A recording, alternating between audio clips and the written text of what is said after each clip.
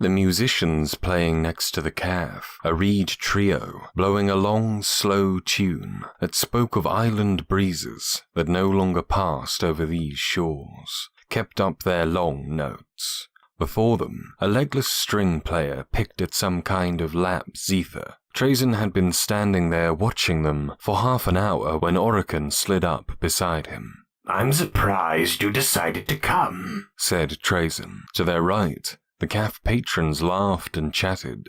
A server weaved between a maze of little tables. None of them glanced at the metal behemoths standing a stone's throw away. "Not a bad test run, don't you think?" Trayzn tapped the illusion emitter hanging around his neck.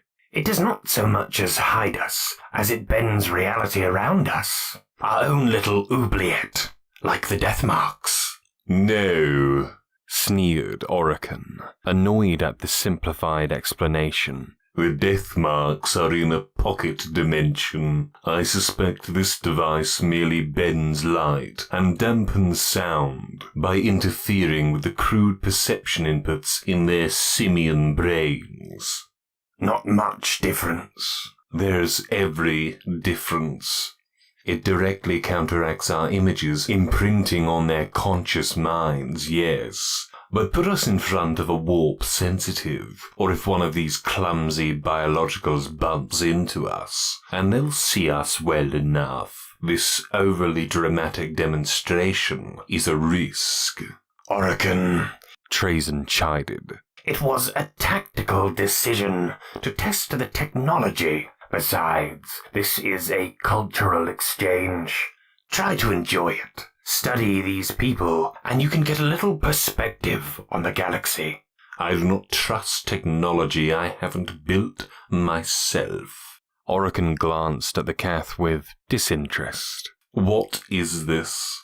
"The emitter. An artifact I had. I suspect from the old ones, or perhaps—" "No. What are they all imbibing?" Said Trayzn. "That is caffeine. Ground beans soaked in water, or at least a chemical approximation thereof." "This is ridiculous. Standing here among these biologicals, pretending to be their equals, watching them gargle bean water down their esophagi, swilling it through their fatty insides. It makes one ill." "It's a cultural world. One of the nicer ones in the Imperium, in fact." "It's a cesspit." They stood, watching the musicians. "I miss music," said Trayzn. "In my estimation, one of the greatest things the dead gods took from us." "We have algorithm chants." "True, my dear astromancer, but can they do what this quartet of poor musicians can? See how the zitherist sets the tempo, how the others follow. A song no one has heard before, an act of pure creation, yet one that still speaks of what this place once was. Music that invokes the cool island breezes that caressed these shores in centuries past, when the seas were higher. Music that contains memory. Can your blessed algorithm chants do that?" "No," Orikan admitted. "They merely reshape the fabric of space-time, transmute matter, and bring objects through the dimensional skin of the universe. Algorithm chants are useful. That's why those that know the arcane utterances are part of a select immortal order, while these short-lived insects play for coins thrown by gawping travelers, unvalued even by their own kind."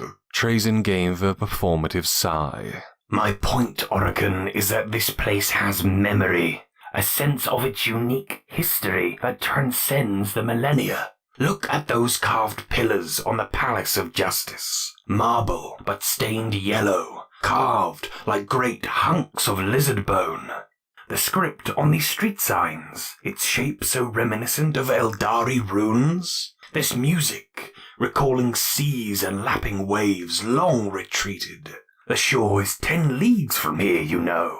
It's all a product of the past, a living history. They have taken what they considered worth preserving and carried it forward." "We have history. Better history." Trayzn turned, gestured for Orikan to follow. "We do. Titanic battles, wars across the map of the stars, things these groundling peasants could not fathom. But we also do not change. Our culture is stagnant, frozen, in many ways less vital than these humans. You can feel this planet, can you not? They can feel it. Serenade sings to them. Is that supposed to be funny? Perhaps a little.